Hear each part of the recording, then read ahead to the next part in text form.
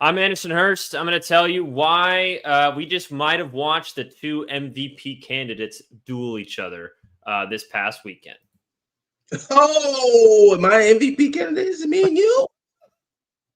What's up, everybody? Maybe. It's Turbo, the one and only. What's happening? Let's do it. I'm Corbin Smith. Go Blue Jays. No, I'm just kidding. I had to get that in there. MVP candidates. I'm gonna tell you why the quarterback that threw a pick the other day, I think, has a better chance to win it than the one that had the more perfect game. Say it with your chest. Hey, 12, it's the Seahawks squad. Everything Seattle Seahawks every week. Breaking down all the big hits and game-changing plays from the Emerald City. The way only the Locked On Podcast Network can. Get loud, 12s. The Seahawks Squad Show starts now. Welcome into the Seahawks Squad Show with Anderson Hurst, Turbo, and Corbin Smith. Nah, it's all good. It's all love. As a Mariners fan, I'm jealous that you get to celebrate going to the ALCS, but I also am happy that you guys eliminated the Yankees at the same time. So there's a give and a take there. But this is the Seahawks Squad Show. I am joined by Turbo and Corbin Smith. We're going to talk about what happened on Sunday between the Seattle Seahawks and Tampa Bay Buccaneers. I have some burning questions for these guys. And then we're going to look forward to Jacksonville because they're coming off an emotional win on Monday night. I think it's a perfect place for the Seahawks to kind of bounce back over the weekend. And we're going to kind of check the injury report with Corbin Smith. We're going to talk about the running game with Turbo. I want to know from both of these guys how the defense bounces back. We're going to do that all today on the Seahawks Squad. So appreciate you joining us today. But gentlemen, let's start with your initial reactions. I know we had our post-game show after the game on Sunday, but I want to kind of, after a couple days to digest, how are we feeling after the Seahawks just barely aren't able to squeak through and beat the Tampa Bay Buccaneers in what ended up being a thrilling game, 38-35. Turbo, I'll start with you. You know what? I really love the way you framed that one, Anders, in terms of letting the game digest for a few days. Because after the game, we talked about it. It was like, man, when are the Seahawks going to be the team to win the big game instead of just falling short?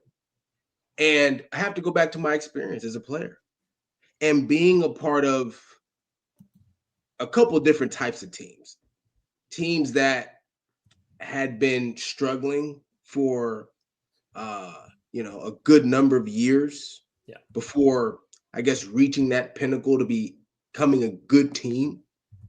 And then, being a part of a team, I think, where the Seahawks are right now, where you're already pretty good, but there's a lot of newness.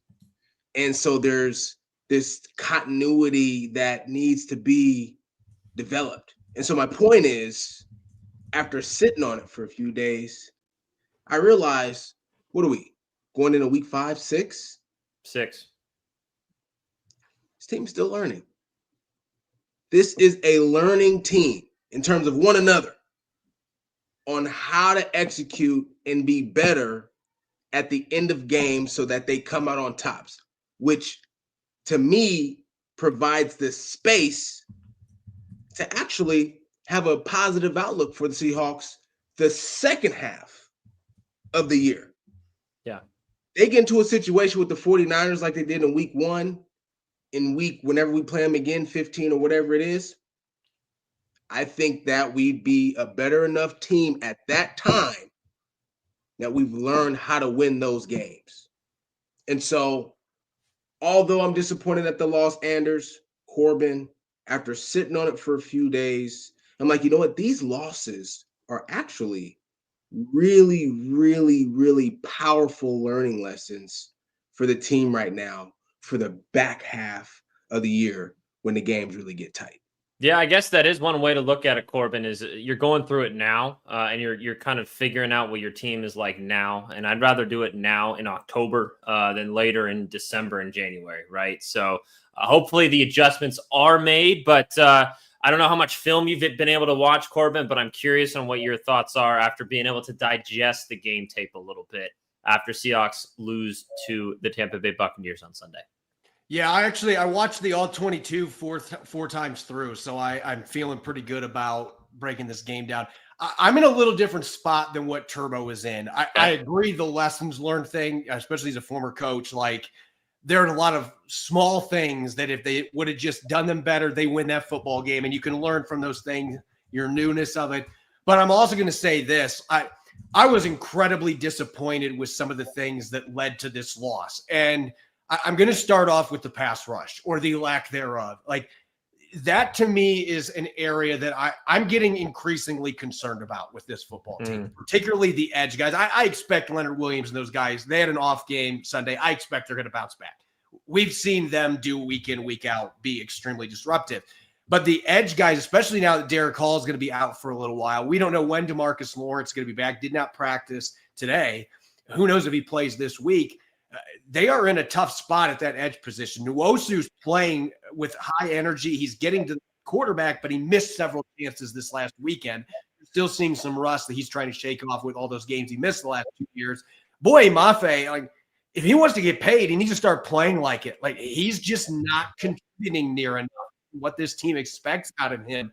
So that is a big concern for me. Like I was arguing about this. Like I know Cincinnati just traded for Joe Flacco. They're not giving up on the season, but like I'm calling Mike Brown nonstop right now. And I'm trying to see, hey, is getting Trey Hendrickson still something that we could potentially do? Because I just have concern with that group. I feel like the edge group, they're going to go as far as that group. I trust the interior guys are going to play better. I trust the secondary is going to be healthier, that group is going to play better. But in the secondary's defense, a lot of the big plays they gave up this weekend, a big part of it is Baker Mayfield was sitting back there on a lazy boy and there was nothing happening. Like he didn't have any pressure on him.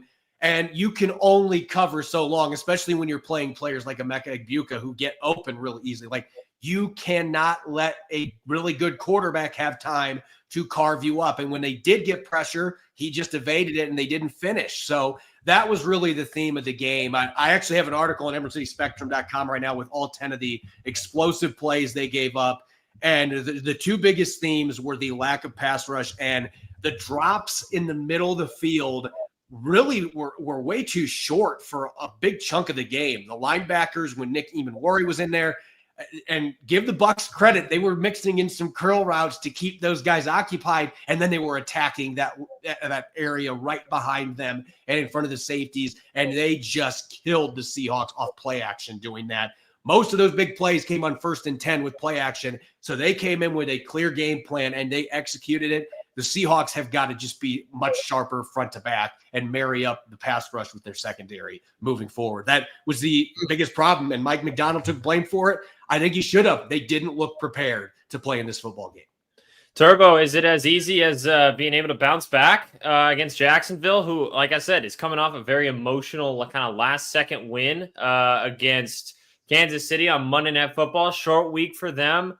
Seems like a perfect opportunity for Seattle to bounce back and kind of, right the ship, so to speak. But with that pass rush, do you have faith that it can turn around? Well, guys got to get healthy first. That's why I give the defense a little bit of grace, a little bit. I give the defense a little bit of grace. Mike McDonald put the blame on his shoulders, and that's just because he's a good leader and a really good coach. But at the end of the day, you're working with no Julian Love. Tyreek Woolen went out in that game. You're working with no Devin Witherspoon. Emanwari, that was his first game back, wasn't it? Yeah, and then he gets hurt again. Hey, and he's a rookie. Yeah. He don't even know nothing yet. So he's coming off an injury to play. He probably lost out there against a really good team that know what they're doing. They division champs the last couple years. Yeah. Then he gets hurt in the game. Yeah. So all of his development is being slowed down because of all of those reasons. And then you don't even got the full squad. Right. The only spot that I'm like, and we talked about this on Sunday, where I'm like, hey, it's linebackers. It is the linebacker. It is the linebackers in coverage, being able to drop it to them. But it's interesting, and I'm trying to think who who was the free safety we had that came from Detroit and now he's Quandre Diggs. Quandre Diggs used to talk about how when you're playing with young guys or you're playing with inexperienced guys, sometimes you try to overdo your job because you're trying to do somebody else's. Help him out. And I feel like Ernest Jones had that going on in this game. I mean, he had it going on. He had it going on. And it just had him in the wrong spots all game long. And the Tampa Bay Buccaneers took advantage of that. So you love this is the only time as a player you love a short week. Heartbreaking loss, we get right back. It's right back to it. Yep. But I do feel like if Seattle, especially defensively, if they can heal up, that's why I keep talking about the second half of the year. If they can heal up, get guys back to Marcus Lawrence is a huge piece off the edge. I do think now can it recover Thursday? I don't know. That's a little fast. All right. But over the course of another few weeks, and you get some guys back. Yeah. I do feel like Seattle can put themselves right back in that top 10 conversation defensively. Yeah. I think, Corbin, my big question for you as someone who has watched the tape very much over and over again since this game. 4 times is real, Corbin. Yeah, that's a grind right there, man. Right. Nerd time. Nerd alert. So how much? I'm going to ask 2 questions here, and I'll back to back. You can answer. How much of the defensive deficiencies were due to injuries, and then how much of the defensive deficiencies were due to playing against a guy that might be the MVP right now in Baker Mayfield? You got to give Tampa Bay a lot of credit because, again, part of the reason, and I like that Turbo mentioned some of the vets, I felt like Kobe Bryant was playing a little bit with burden on his shoulders in this game too. And I think you saw that mostly in the missed tackles. Guys were just flying. They were flying, like diving at guys' legs, and they weren't playing with the clean technique we normally see from those guys. It seemed like they were trying too hard to try to pick up the slack. But I thought Tampa Bay had an outstanding game plan, and they were doing a really good job scheming. There was a couple times the Seahawks were running cover 6, and for our listeners that don't know what that is, it's split coverage where you have quarters or cover 4 on one side and you have cover 2 on the other. And there were a few times Seattle ran that, and Tampa Bay had the perfect beaters to go against that. They were running perfect quarters beaters to the quarter side. And one of them was when Nehemiah Pritchett came in there for Reek Woolen. And I know he got beat on that play, and that touchdown is on him. But Mike McDonald would have loved to have Kobe Bryant being able to help out there. But Tampa Bay had another seam route that he had to pick up. So they were running route combinations that were just perfect against what Seattle had called. There were several times that happened. There was another completion that they had to Egbuka. They had 2 of their outside receivers were running curl routes, and then the slot receivers were running slants behind that. So they were getting the linebackers sucked up in their hook curls on those curls, and then they were running those slants behind him, and Egbuka came wide open, and Ernest Jones is just like, which one do I take? Like, both of them coming. He had no idea which guy to take. So give Tampa Bay credit from that perspective. There were some blown coverages, though, and I'm going to clarify this for our listeners. If you listen to Locked On Seahawks, I had a very impassioned speech about why Tyakata is getting ripped off and he is not the one he should be blaming. The touchdown that Josh Jobe gave up, that was on Josh Jobe. That looked to me like Jobe did not get the right call because he looked like he was playing cover 2, and he got caught flat-footed, and I think he thought he was going to have safety help behind him, but they were in one of those cover 6 looks, and it was quarters. So he has to take that, and Tyakata did exactly what he was supposed to do. He had a skinny post coming into his zone, and the skinny post had beaten Kobe Bryant by a couple steps. If Okada doesn't pick that up, Baker Mayfield's throwing a touchdown to that receiver. So you can't blame that on Tyakata. Josh Jobe, it looked like he just didn't get the right call is what happened. He got caught flat-footed, and there's like, oh, crap. I realized Egbuka ran past him, and there's nobody to help out here.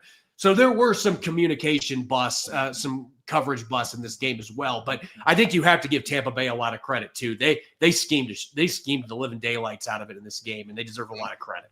Yeah, Turbo almost come out. I'm just playing. No, seriously though, it's not like okay. So Anders, you just said Baker Mayfield is an MVP conversation. Yes. So it ain't like they just came to Seattle and start throwing the ball. No. They've been doing this all season long. Every defense, everybody they play. They played the Eagles. They lost that game, but almost came back and won because of their passing offense. Let's go. You know what I'm saying? So this is a legit passing attack that the Buccaneers have. So I love what Corbin said about you. You do have to give them credit. Yeah. Of course, we're not healthy, but even if we weren't going to shut them out. But Tampa Bay was missing Mike Evans. They didn't have Mike Evans out there. They were missing 2 offensive linemen. Tampa Bay has more injuries than Seattle has. Benson's out. You're right. So this is a legitimate team. Like I mentioned, they've won their division for multiple years in a row. They'll be back in the playoffs again this year, barring any injuries to their significant players. Man, this is a real squad. Let us get right. Let us get in that training room. Come on, y'all. Training room. Let's go. Let's get these guys out there, man, so we can bounce back and get the NFC West. Yeah. So for me, is the only reason I am less pessimistic about this result is if it weren't as big of an outlier as it is, I would be a little bit more worried. But the fact that this defense has shown up for the first 4 weeks of the season, and then this one looks a lot different. And then considering what you had out, yes, you could still have bad execution even with the guys you have in there. I just seemed like a perfect marriage of a lot of things that went bad for the Seahawks on Sunday. I have faith that they're still going to turn around. And I still want to talk about the other side of the ball really quick. We're going to do that in the next segment here because there was a lot of positives from this game as well. Sam Darnold played his butt off. I think, you're starting to see the emergence of Jackson Smith-Njigba as one of the best wide receivers in the game of football. I thought Cooper Kupp played out of his mind. Yes. I cannot wait to talk about Cooper Kupp. We'll do that in just a second here on the Seahawks Squad Show. When we're back, we're going to talk about the other side of the ball. We've been kind of relatively negative on the defensive side, relatively so. You give up 38 points and a loss. Turbo's optimistic. I feel for you. And yes, the game was bad, but I feel like they're going to turn it around. I still have faith in the scheme and in these players. So if they get healthy, I see them being just fine. But let's look at the positive side. The offense is starting to really cook a little bit here. We'll talk about that here on the other side of the break here on the Seahawks Squad Show. The NFL season is here finally, and FanDuel has an offer you don't want to miss. Right now, customers can bet just $5 and get $300 in bonus bets if you win. That's right. Pick a bet, put down $5, and if it hits, you'll unlock $300 in bonus bets to use across the app. I love FanDuel because of the app. It's so easy to tell where your bets are, how they're doing. If you want to make live bets, you can totally add stuff onto that. It's a great way, and that deal is awesome. $5, and if it hits, you get $300 to turn $5 into something so much more. FanDuel's awesome. I highly recommend it. If you're a casual or if you love diving into the stats, it makes a game day experience so much better. So what are you waiting for? Visit FanDuel.com to download the FanDuel app today and get started. Welcome back to the Seahawks Squad Show. Anderson Hurst, Corbin Smith, and Robert Turbin with us. Turbo, as we like to call him. This episode is brought to you by FanDuel. Make sure to place that first $5 bet, get $300 in bonus bets to use across the app. So, guys, let's talk about offense because, being a little harsh on the defense, I think understandably so because they gave up 38 points in a 38-35 loss. But you still scored 35 against, I think, a pretty good. I'm not going to say they're an elite defense in Tampa, but they have some playmakers on that side of the ball. Yes, you had a couple plays that didn't really go your way, but I never saw massive breakdowns throughout, this game as we've seen in the past. I think this offense is making amazing strides moving forward, and it starts with number 14, Sam Darnold. Corbin, what are your thoughts on how the offense played on Sunday? Sam Darnold just continues to blow my expectations out of the water, and particularly the deep ball throwing. He's, just to put in perspective, I posted this on social media yesterday, but He has a 25.5 yards per attempt average on throws 20-plus yards. That is almost 4 full yards more than any QB in the league. And, oh, by the way, he's got a 73.3% completion rate on that throws, which is the highest in the league. There's only one guy within 20% of that is Drake May, who's right behind him. Drake May's having a phenomenal start to the season for the Patriots. But my point is, like, he has been head and shoulders, aside from Drake May, above everyone else on the downfield throws. And he isn't just hitting layups. Like, he is making really difficult throws downfield. The one to Jareek Young, that was an incredible catch by Jareek Young, but it was also a ridiculous throw across his body. I'll say it again. I don't know that there's a better thrower of the football across their body than Sam Darnold. I've been saying that since Minnesota last year. Like, he has always been really good at that. But that throw just kind of flicked his wrist and then dumps it right over Jareek Young's shoulders. Like, incredible catch by Young. And the ability for him, we know the seeing ghost comments early in his career, like what he has done with his pocket presence and being willing to stare down the barrel and make guys miss to extend plays. He is a 180 from what he was early in his career. And it is remarkably fun to watch. That 4th and 2, where he had guys bearing down on him and he just scrambles out to his left and dumps it off to Horton for a touchdown. Like, those are magic plays. And he and Mayfield were both making those plays throughout this game. And that made it incredibly fun to watch with what those guys were doing. I love what number 14 is doing. I love what the receivers are doing. Real quick, I got to give Cooper Kupp some love, because there were a lot of people when he signed with Seattle, like, well, the Rams gave up on him. He's toast. He's cooked. All this guy is doing is every single game seems like he's getting a 20-plus yard catch. He had a 24-yard reception that was a fantastic one, by the way, along the sideline, had a couple huge third down conversions on tough contested catches, and the dude was blocking his tail off. Ken Walker's 31-yard run, that would have been 8 to 10-yard run, but not one but 2 blocks made by Cooper Kupp, and he drove the corner pretty much out of bounds. Yeah. I had to watch it about 15 times on replay, because that is just beautiful, watching a receiver get out. And you saw the rest of the receivers after that, like, that puts a standard out there. Everybody else is going to be blocking their tail. A.J. Barner, we can talk 2 touchdowns, but A.J. Barner was knocking dudes around in the run blocking game. They had 1 negative run this entire game. Ken Walker III had 0 runs of negative yardage. Like, bravo. That's what we were asking for. Bravo, offensive line. Bravo, the complimentary blockers. It was a ton of fun to watch. Yeah, Turbo, let's start with 1-4. How well is he playing right now, man? You know what, man? He's good. just to put it simple and plain, the thing that impressed me the most, and I talked about this on Sunday, it's just like, gosh, man, like his ability to make plays with his feet, you know, whether it's extending it outside the pocket, whether it's maneuvering inside of the pocket. The thing that stands out to me, and I can just see it because I'm an athlete, is he is confident. And so a lot of times when we use the word confident, we think about the mental thing, like right. you're confident and throw. But confidence comes in to play also, Anders, in the maneuver of yourself, your body, like how you just function out there. Some guys you watch, they look tight. They might be confident, but they play tight, you know? And everything about Sam right now is just, it's loose, it's free. Like he has no weight on his shoulders, nothing, no extra baggage that he's carrying. That's confident. That's how he's playing. And it's been really, it's been really cool to watch, man. I know what it's like to be in situations in a franchise where, it just doesn't feel like that.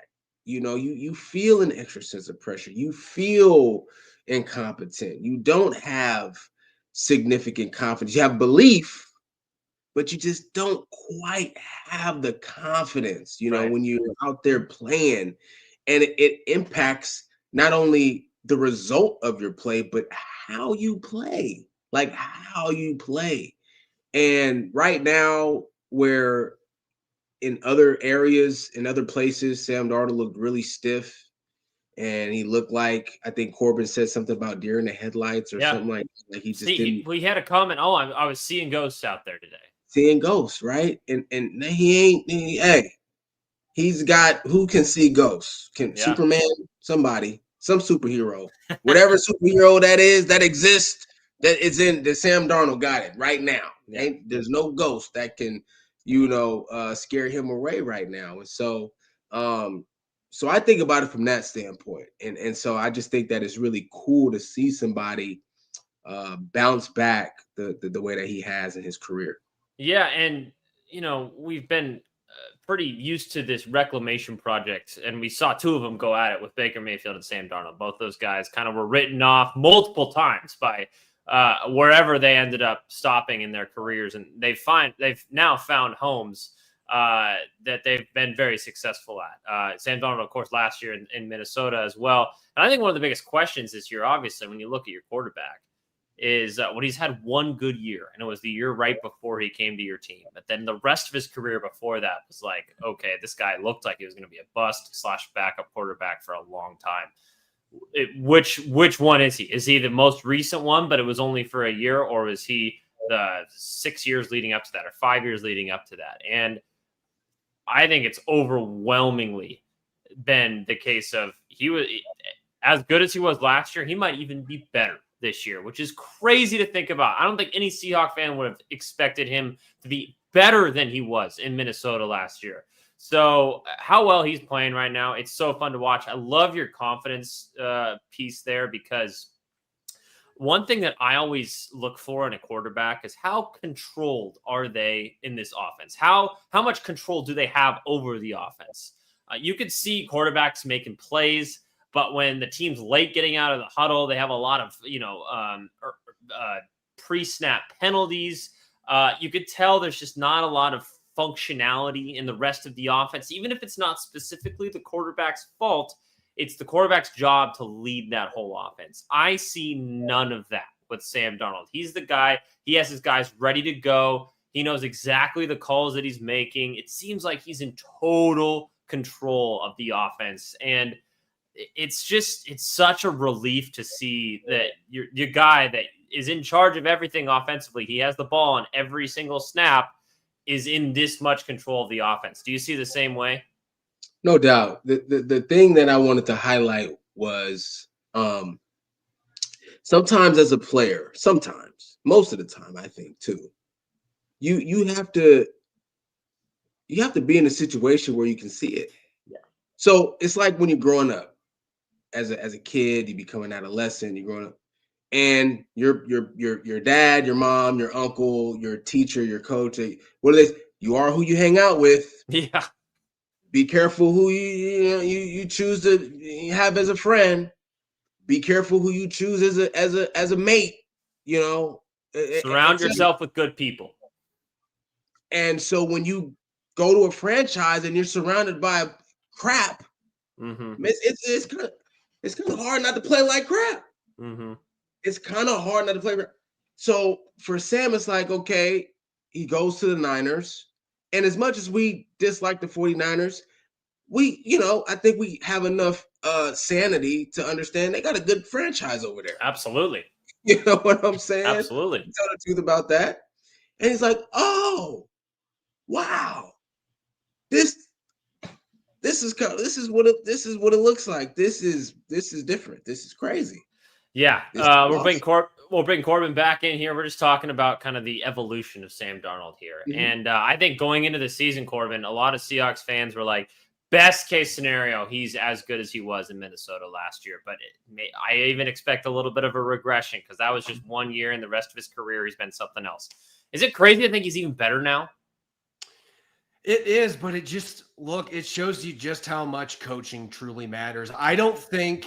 I'm saying this as somebody that watches a ton of other sports religiously, and I've coached other sports too. I've coached baseball. I've coached basketball. Like, I don't know that there is a position in professional sports where coaching matters more than the quarterback position. And we're seeing it. Like, look at Indianapolis right now, what Daniel Jones is doing. Daniel Jones was a dumpster fire for most of his time in New York.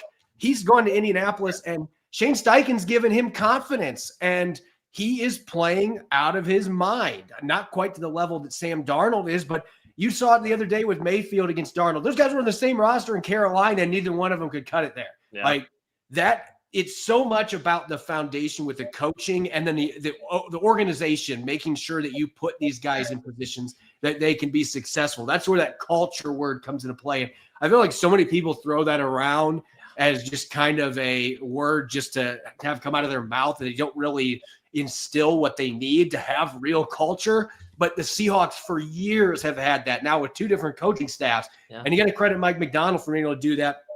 Different style coach, but they're clearly, this staff, they have inspired confidence in Sam Darnold, and he's taken it to another level. Like some of the stuff he was having issues with last year, like dealing with pressure, he's just become a different cat now with that. And I think so much of it is coaching and putting your players in position where they are confident and they can be successful. Like I will say this about the Colts, like Anthony Richardson hasn't worked in Indianapolis. I wouldn't be shocked if Anthony Richardson ends up somewhere else where he hits it off with a coach and he figures it out. Like Minnesota. How many times have we seen that in this league? Like that's why you can't give up on young QBs. Maybe teams do, but other teams don't give up on them. Give these guys opportunities, because all it takes is just hitting it off with the right coach and it turns things around. And we've seen that with Sam Darnold here. And now with 2 teams, which is crazy enough. Yeah, and that was the point I was making too, Anders, in terms of him being in San Francisco, learning, being around a winning culture, hanging out with winning people, going to the Vikings, and it was the same thing. And then he comes to Seattle, and it's just like, yo, he didn't have to be like, Superman. He don't have to be Cam Newton and put everything on. He's got a squad around him, man. Like and so he's in a good organization. Great fan base and everything like that. The situation really matters.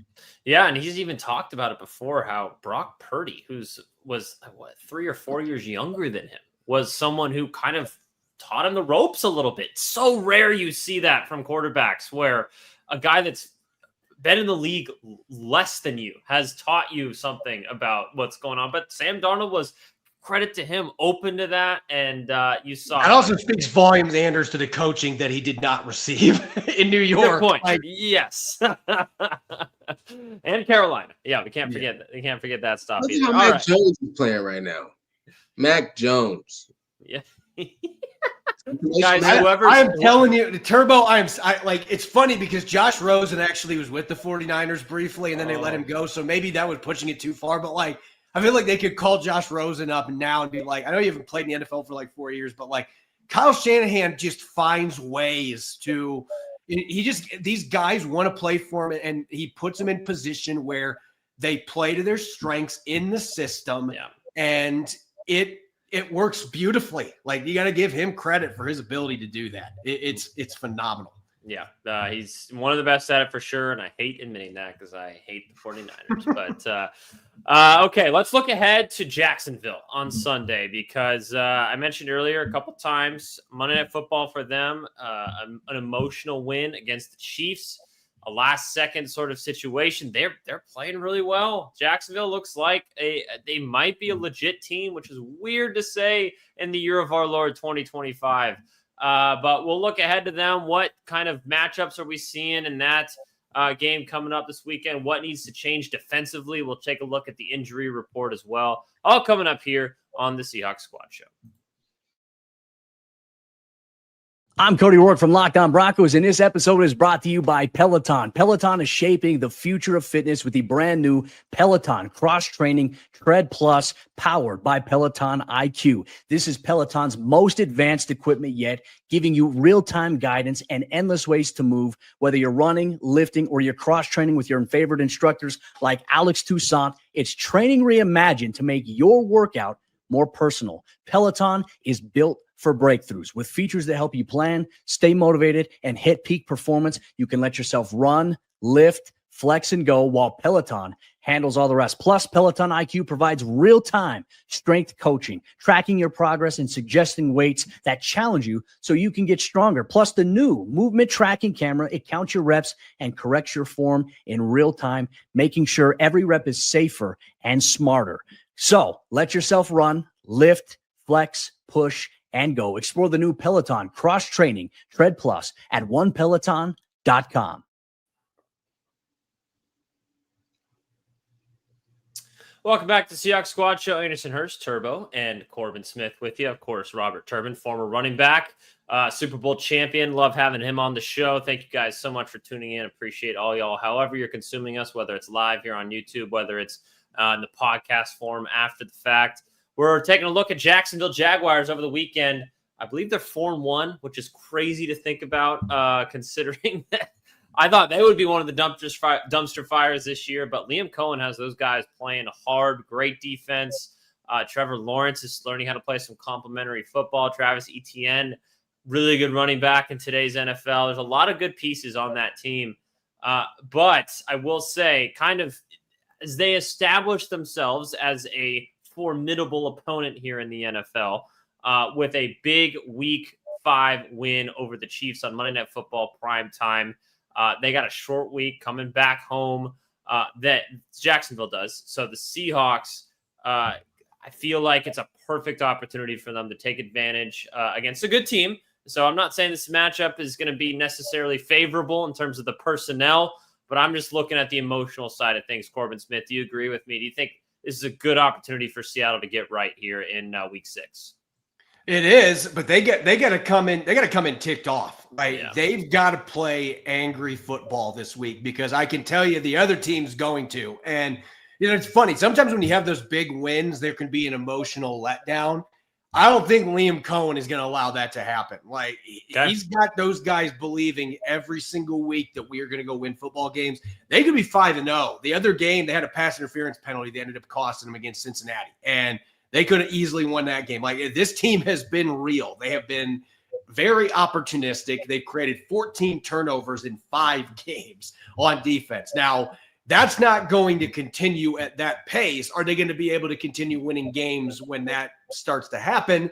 To me, that's what Seattle's got to do in this football game. And they had that bad luck turnover. Like I watched the all-22 on that last interception that threw in. Like, if that throw doesn't hit that guy's helmet, it lands in the turf like 5 or 6 yards in front of Levante David. Like it's not even in harm's way. Right. That's just unfortunately what happens when the ball gets tipped up in the air. Sometimes luck just doesn't go your way. But I think if Seattle can do what they've been doing generally, take care of the football, be able to sustain some drives, get the run game going. I look at this game a little differently than last week, and Turbo should be excited about this and the running back background here. But last week, I thought going into that game, because of Vita Vea and some of the guys that the Buccaneers have, it felt like a game you got to loosen up the run game first with the passing game. I feel the opposite going into this game. I think you try to wear down Jacksonville's front seven and some of those really athletic guys. Devin Lloyd, we saw the interception, how athletic that dude is. But I think if you can get that run game going like you did last week and you can have that toll taken on this defense, they don't have a lot of big body dudes in the middle. I think you can get this team worn down in the second half, especially in the Florida Heat. I think you can get them worn down, and then that's when the shot plays come off of it. And this has been a Jaguars defense. They've been opportunistic, but they've also given up some big plays. I think that is the formula that you've got to go to this week while also not turning the football over. You've got to play clean football because if you start turning it over, we've seen what this team can do off of that. They've taken full advantage. Seattle has to make it that they get stuck at 14 or only one turnover, run the football well. I think if they can do those things, this is a defense that's still got some areas that you absolutely can exploit. Yeah, Turbo, how do they do that? How do you feel like the running game has been recently, and can they continue that if it's been good going into Sunday against Jacksonville? Well, I feel like the run game's been really good recently, and I feel like Coach Kubiak is started to find a balance or a synergy in terms of how to use both Ken Walker and Zach Charbonnet at the same time. And listen, we don't wish injuries on nobody, but I think Zach getting injured actually helped Kenneth Walker, but it more so helped Coach Kubiak in saying, oh, so these are the plays. These are the plays that he's really good at in terms of him and the offensive lineman and how the synergy fit. Because Zach Charbonnet came back and it felt like he didn't really miss a beat. But if you remember at the start of the season, we talked about how Zach was getting more carry. It just felt like Zach just had a better flow in terms of the game, and they couldn't quite figure out how to get Ken Walker going. Well, Zach goes down for, I think it was a game, maybe two. I think it was game 2. Yeah. 2 games, right? Was it? And so I think he was out the Saints game. Charbonnet was. Yeah. And so that was just enough for, I think Coach Kubiak to be like, okay, we think we found something here with K9. And so now they're using that 1-2 punch. It's going to be critical against the Jacksonville Jaguars because it is going to be about those body shots and breaking them down over the course of 4 quarters. Because if not, Josh Allen Hines, they're just going to, the pass rush, it's going to be tough to contain their pass rush. They've got some good pass rushers, and like Corbin highlighted in terms of the turnovers. They go after the football, man. They attack the football. So, but my belief is that if you can get the 1-2 punch going with K9 and Zach Charbonnet, where you can expose the Jags, is actually in their secondary. And so that to me is an area of, I guess success for the Seahawks in this matchup. Yeah. But it can't start there. It's got to start with those body blows in the run game first. Yeah, and it seems like as Corbin describes that, and you do too, Turbo, with the how much they rely on turnovers, and that's one thing the Seahawks have been really good at early, at least offensively, in the early part of this season, is not turning the ball over.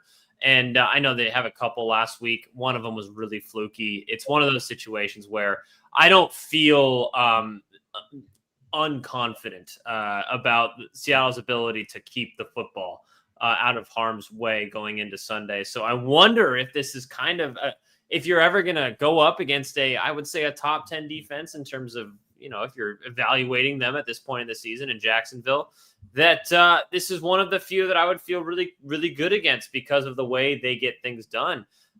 Sam Darnold doesn't put the ball in harm's way very much. I think, the running game has been good at, not fumbling the football. Obviously that can change on a dime, but it's been something that I think we can hopefully take advantage of moving forward. But what about the other side of the ball, Corbin?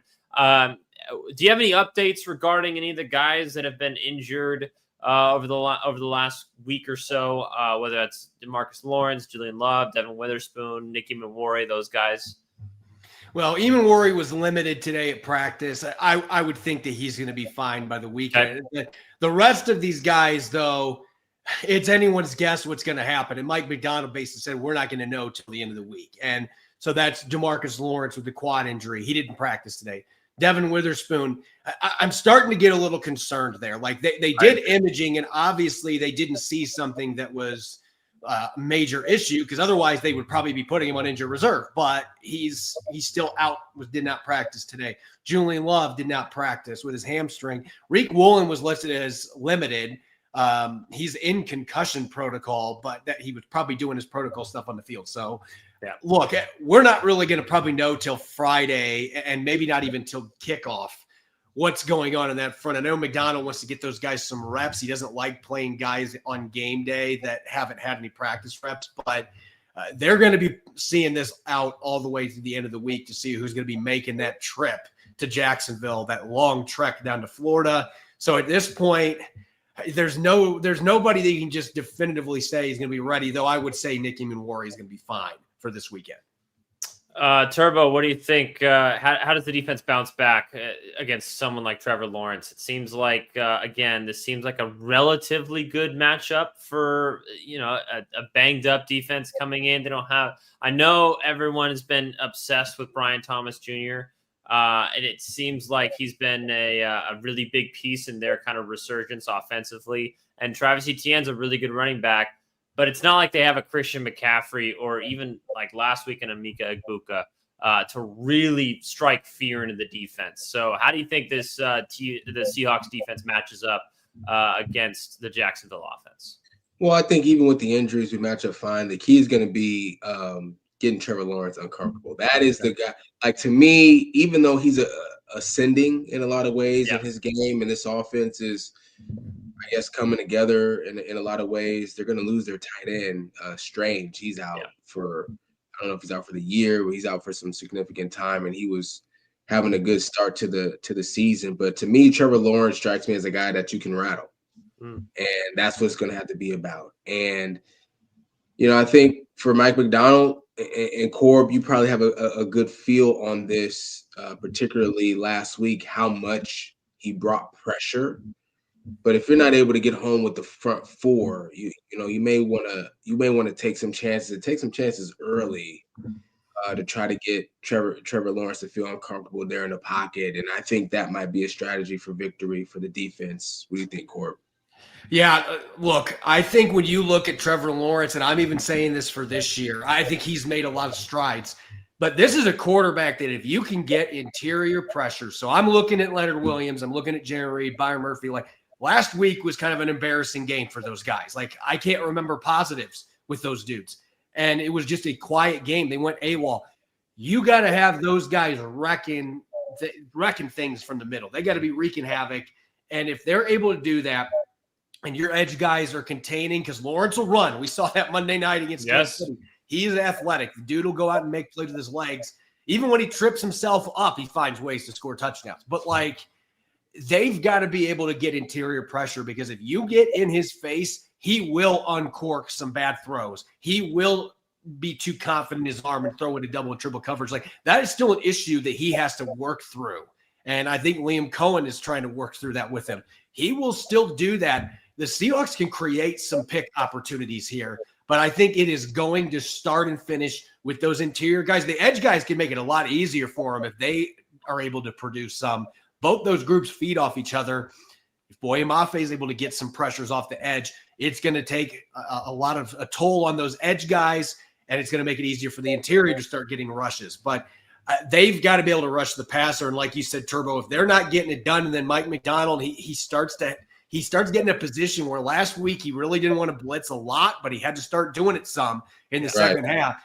I don't think he wants to do that, especially if he doesn't have Devin Witherspoon out there, because he is such a weapon in the blitzing game. But if you don't have him, if even Worry isn't in there, like I said, I expect he's going to play. But some of the big weapons they have for blitzing, he doesn't have all hands on deck to be able to do that and maximize extra pressure anyway. So they've got to get it going with that front four. They got to get after the quarterback the way they were the first 4 games. Yes. If they can do that, I have really good confidence that they can win this football game. If it's like this last week, though, I don't care who's playing in the secondary. If you're not getting pressure, Trevor Lawrence is one of those guys. He's a number 1 overall pick for a reason. He's got that talent, the arm talent. He will carve you up. They've got to get the pressure inside out in this football game.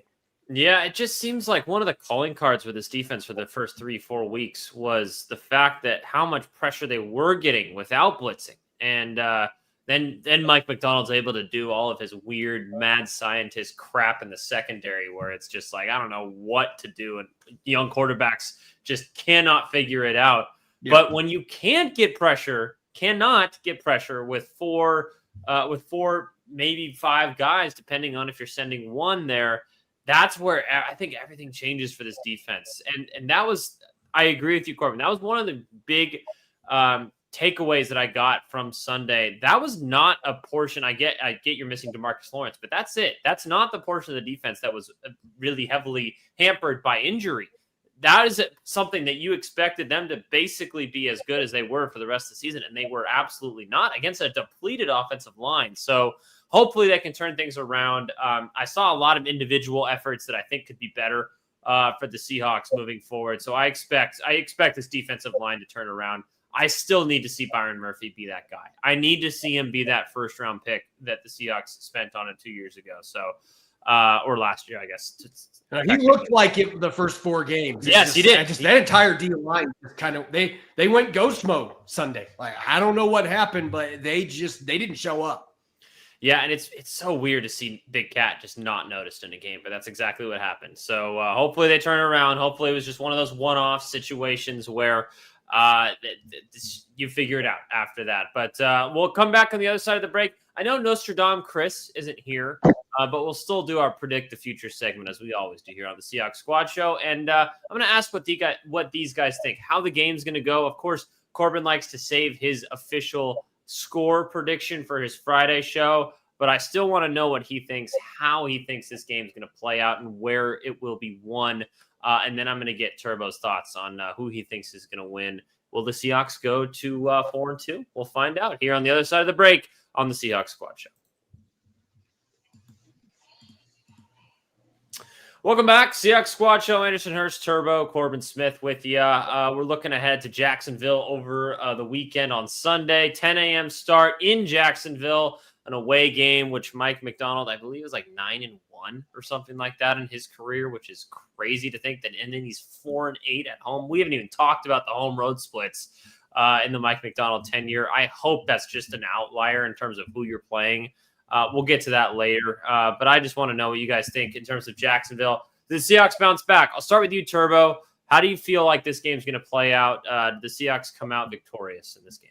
It's going to be another tough matchup, man. I think it's going to be another close game. It may come down to one score like most of these games in the NFL. Yeah.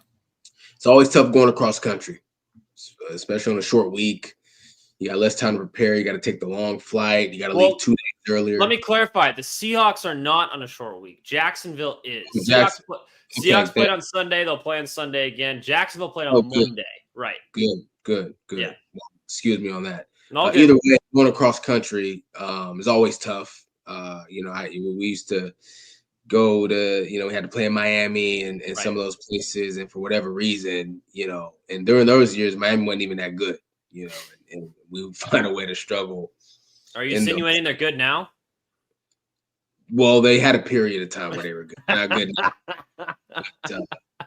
No, I think it'll come down to one possession. It's tough for me, man. I just defensively, it's just hard to get a feel for where we're at. Yeah, I agree. And that can make the game. I think that can make the game tough. I think about playmaking on defense. I think offensively we can keep up with anybody, but defensively, can we make enough plays in terms of like takeaways and can we make game-changing type plays? Sacks. The way the Jaguars have been doing to get us over the top. I don't know. I don't feel. I don't know about this week. I'll leave it at that. Okay. All right. No prediction from Turbo. Okay. Corbin, what do you think? Do you think the Seahawks bounce back? You can just overall thoughts if you want to kind of keep it vague. So like you said, I always like to do my predictions on our regular Friday Locked on Seahawks. So I'll give the score prediction then.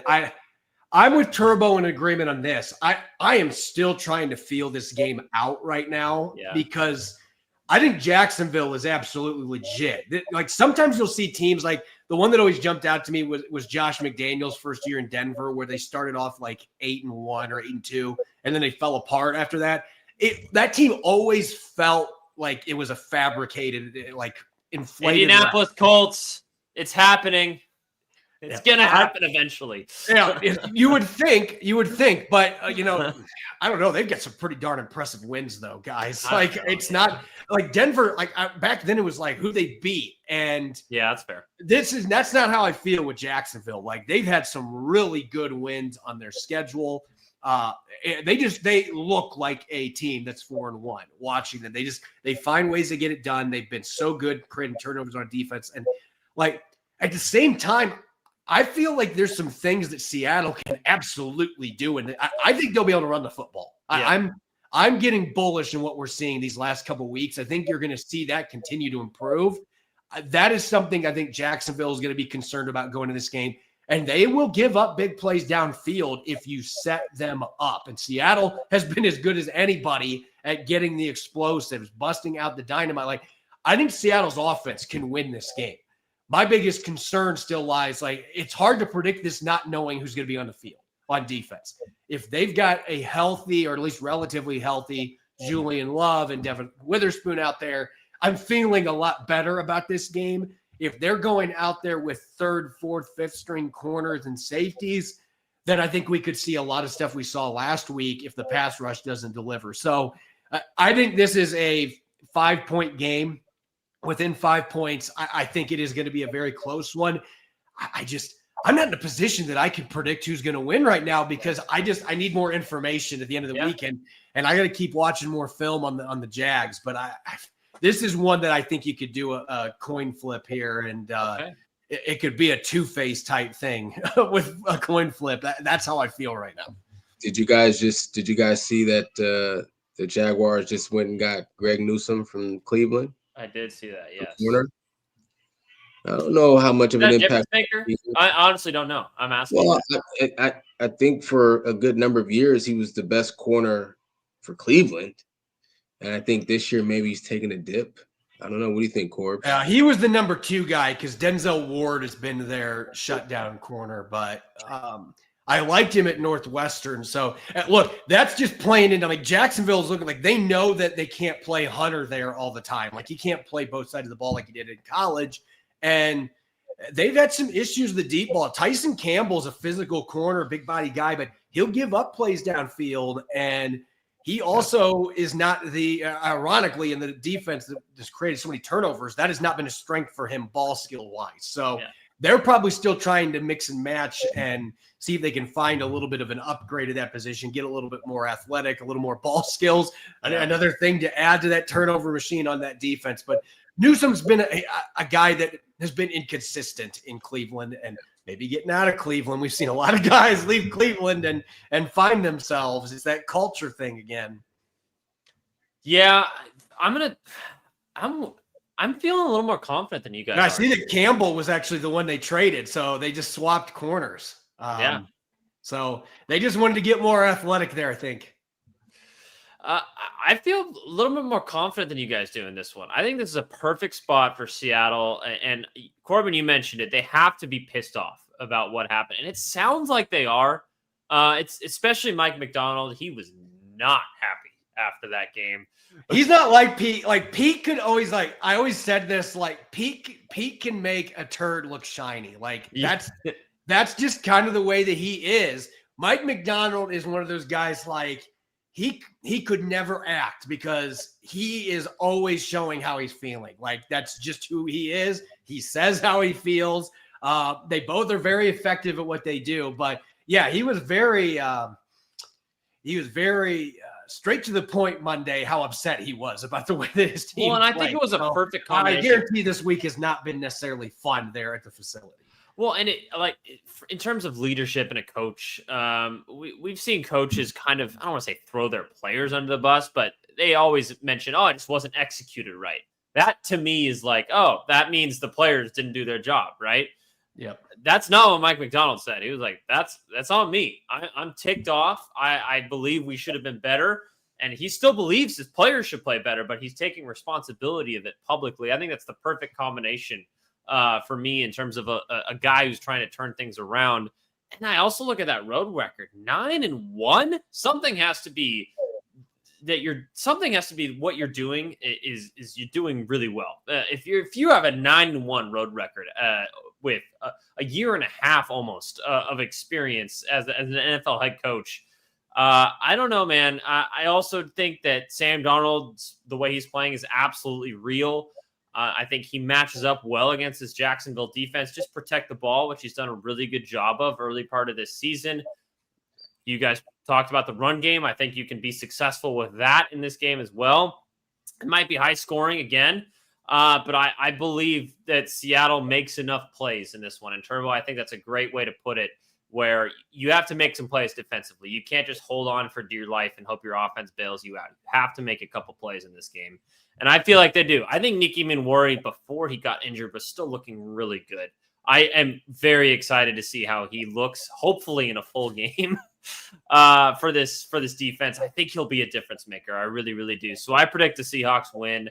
I'm going 28-24 Seattle. So that'll be my official prediction, since you won't hear from me until after the game. So appreciate that. What do you guys think about that, huh? It's not going to change my prediction because I don't have one yet. So I do not just throw those at the wall, Anders. Like, I got to have my information. I got to have my intel. And all right. Right now, it almost feels like an election when they don't have quite enough votes to really know whether State's going to go one. Like, that's how I'm feeling. I'm not sure which side I'm going to go to because it's too close to call right now for me. Smith says stop the count. Turbo, what do you think? I mean, I gotta go. I don't have a great feel on it yet now. I like 28-24. That, that sounds good. But I don't know. I don't know yet. You guys are believers in Jacksonville. I like it. Well, then yeah, I mean, I think Seattle could absolutely win this game. I just like, as far as predictions go, like, I have no clue right now. I feel like George W. Bush when he was being asked about the war in Iraq. Like, I don't have an answer for any of this stuff right now. Like, come on, guys. I really don't know right now. Oh man, I thought you were gonna go the pornography route. I can't explain it, but I can tell you when I see it, sort of thing. That's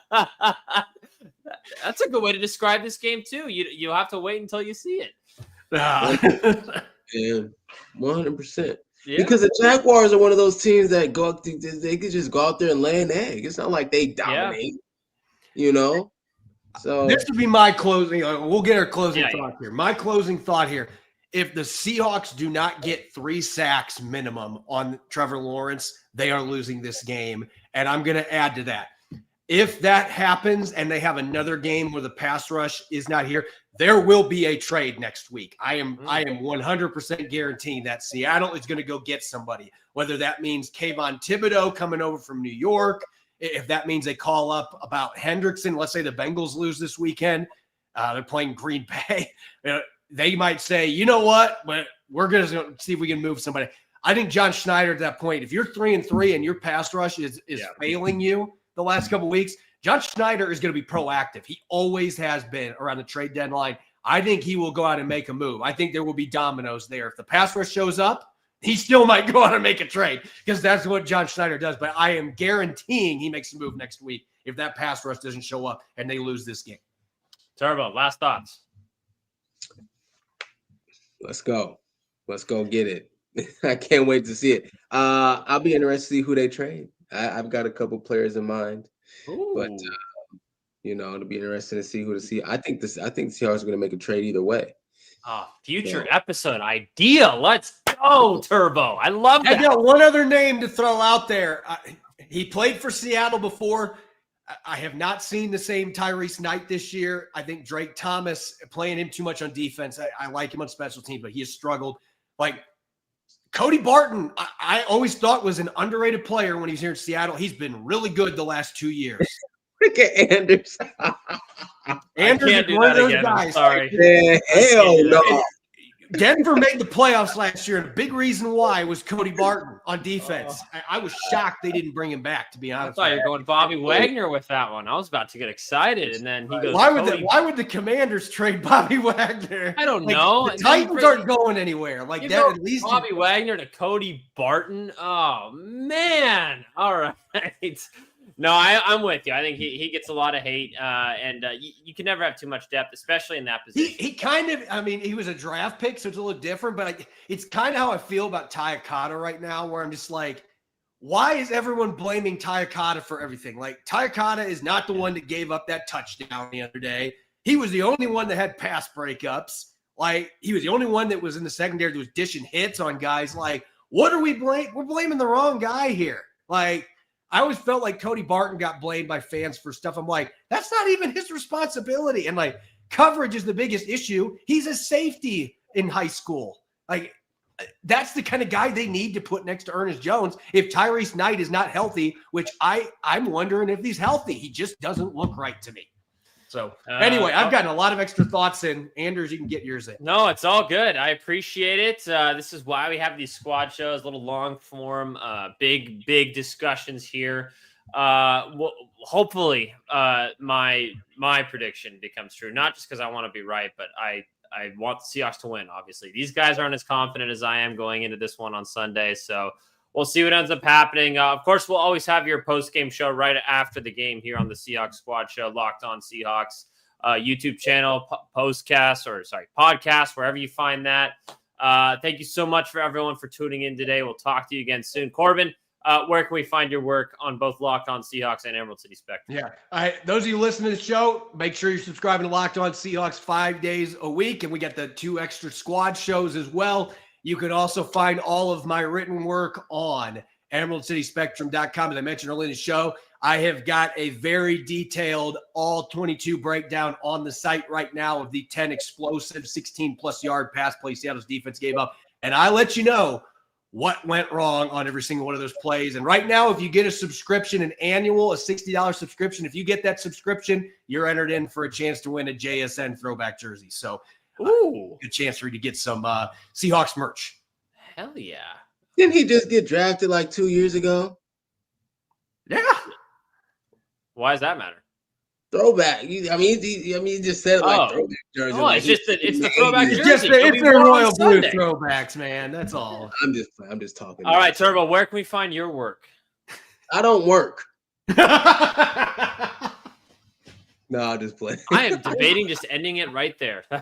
I'll be in Vegas. I'll be on the call, CBS Sports Network, Let's go. UNLV at home this week against Air Force, who is having a pretty exciting offensive output this season. Defense a little suspect, but Okay. UNLV undefeated. Dan Mullen is their head coach. If you remember him back in his Florida days and Mississippi State, Tebow and Dak Prescott, he's got this team playing at a really, really high level in his first season as UNLV. And Air Force is Air Force. They're 1-4, but they always show up to play. So check us out, CBS Sports Network, 3:30 Eastern Saturday. All right. That's you can always count on a really good Mountain West matchup when Turbo's on the call, right? So tune into that, guys. Check out Corbin's work on Emerald City Spectrum. Of course, every 5 days a week, Locked On Seahawks. Him and Rob Rang have you absolutely covered. We'll be back with you guys on Sunday after the game, around 1 o'clock, depending on when the Seahawks finish up. Hopefully, we're talking about a win. We'll talk to you guys then. Go Hawks.